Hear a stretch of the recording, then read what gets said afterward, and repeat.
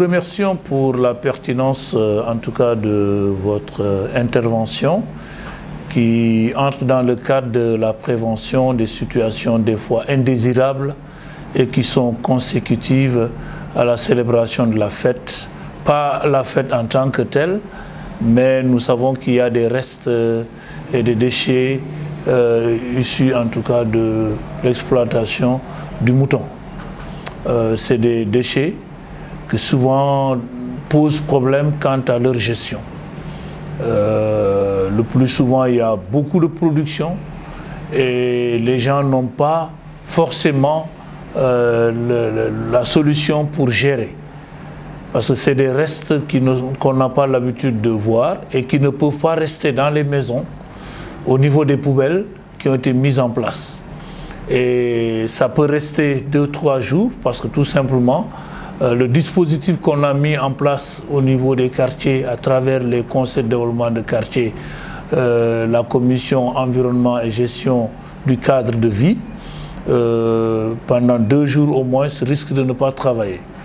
Et cela va poser problème. Au niveau de la commune de Tambacounda, nous avons la chance de bénéficier de l'accompagnement de l'UCG, qui est l'unité de coordination de gestion, qui est une structure mise en place par l'État du Sénégal dans le cadre du programme national de gestion des déchets, PNGD, et qui a déjà développé des stratégies qui étaient beaucoup plus visibles à Dakar, mais nous pensons qu'avec UCG Tambacounda, comme ça s'est fait les années passées, juste après la fête, il y a une vaste opération de nettoiement qui consiste à dégager de l'espace communal tous ces restes-là. Mais c'est l'occasion pour nous aussi de mettre en branle ou mettre à contribution les conseils de développement de quartier. Je crois qu'au niveau de chaque quartier, si on pouvait aménager un site où tout le monde ira déposer, ça va faciliter la tâche à l'UCG le lendemain pour venir récupérer. De ce point de vue-là, les CDQ dépendants de la commune de Tambacounda, ce que nous allons peut-être faire, c'est d'appeler tous les présidents de CDQ, les mettre devant leurs responsabilités par rapport à cette question. Si peut-être il est difficile d'aller maison par maison pour récupérer les restes, mais au moins nous pensons qu'il est possible d'aménager dans le quartier 1 ou 2 espaces et demander aux populations d'aller déverser les restes des moutons au niveau de ces sites-là, et ça permettra le lendemain, quand nos véhicules, nos services de nettoiement, accompagnés du service de nettoiement de l'UCG et de FERA, qui est une autre structure qui accompagne la commune de Tambacounda dans la gestion du cadre de vie à travers la collecte et l'évacuation des déchets. Donc permettre en tout cas à ces différentes équipes de pouvoir efficacement travailler à débarrasser le territoire communal de ces déchets. Donc voilà en tout cas la perspective dans laquelle nous comptons nous inscrire pour faire face à cette situation, somme toute, il faut le dire, indésirable et déplorable. Être un bon musulman et ne pas donner une part importante à la propreté.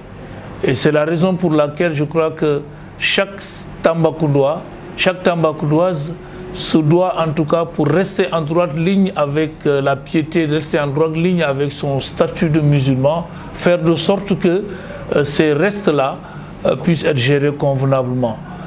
Même individuellement, ça peut se régler. Il suffit juste de creuser un grand trou, vraiment, d'environ 1 mètre de profondeur et de mettre tous les restes à l'intérieur. Ça aussi, c'est une solution.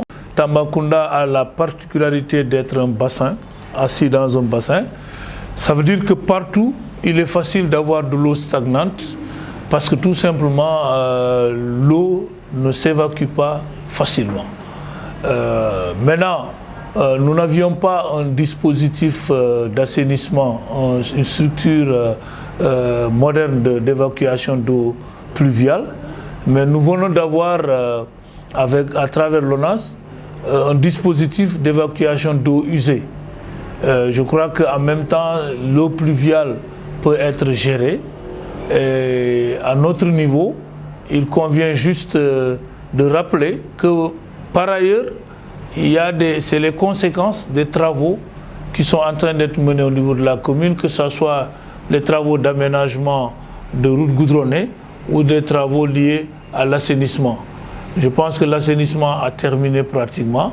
Donc c'est au niveau des routes que des effets, des conséquences néfastes sont en train d'engendrer des situations difficiles liées à l'impraticabilité de certaines routes et on a l'impression que c'est de l'inondation.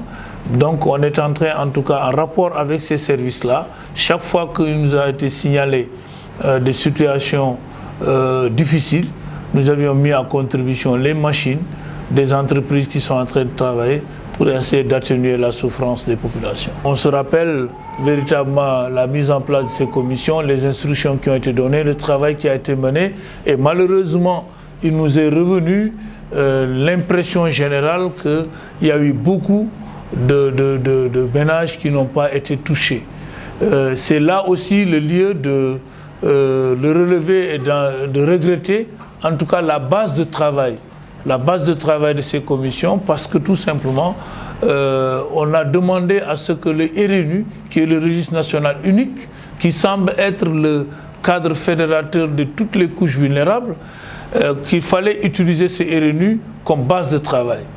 Si nous prenons la commune de Tambacounda, nous avons reçu à peu près, il était prévu à peu près 10 200 kits alimentaires, mais il y avait 6 700 bénéficiaires RNU.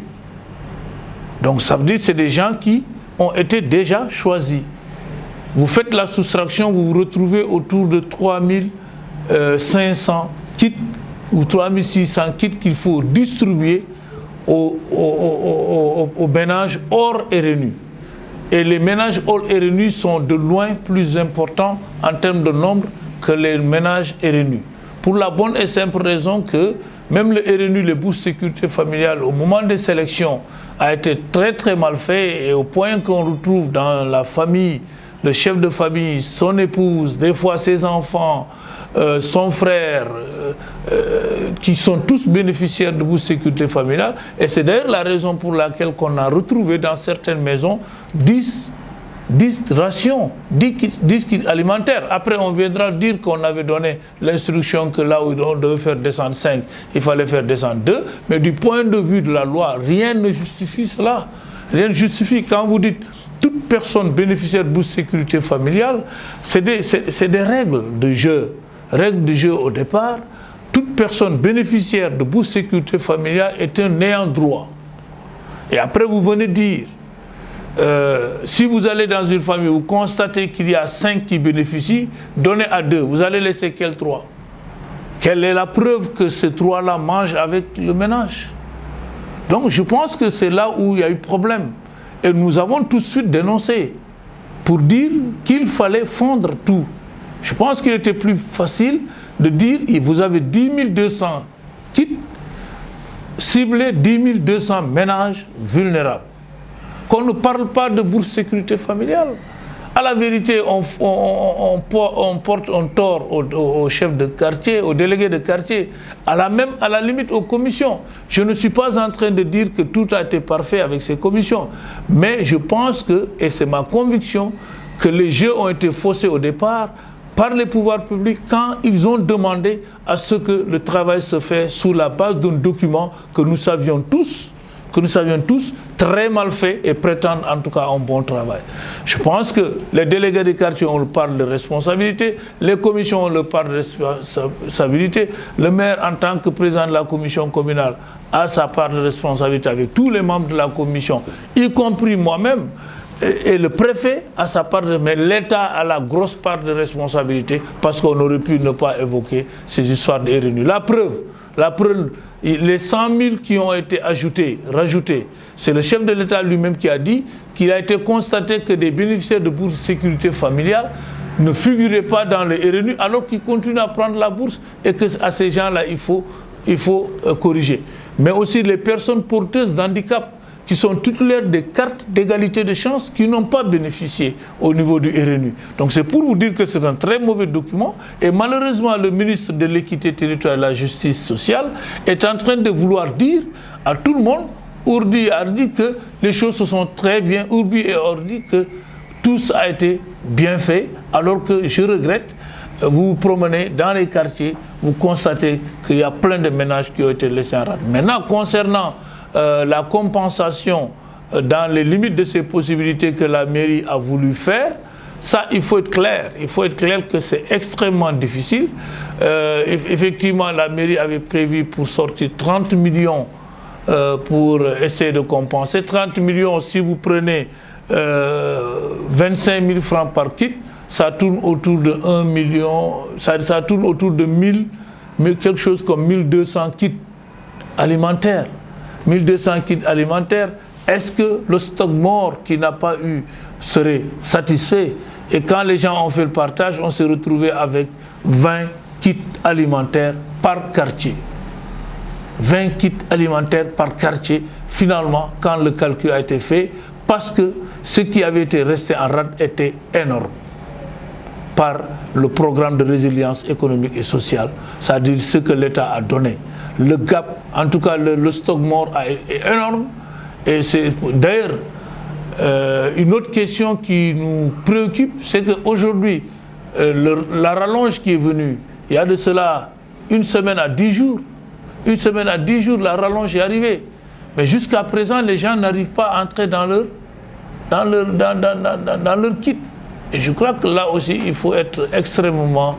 il faut qu'on soit sérieux, beaucoup plus sérieux, pour qu'on puisse permettre effectivement à ces ménages. Parce qu'il y a des ménages qui viennent, qui sont titulaires de bourse sécurité familiale, qui n'ont pas encore eu. On leur a dit que la rallonge va... Et aujourd'hui, on est à 10 jours depuis que la rallonge est arrivée, et jusqu'à présent, ces ménages n'ont pas reçu. Si c'est un problème de précaution qu'on est en train de prendre, qu'on communique, qu'on dise aux gens, oui, c'est arrivé, mais nous sommes en train de faire ça et ça et ça en attendant. Je pense que les populations, ne serait-ce que par respect, ont droit de comprendre qu'est-ce qui se passe.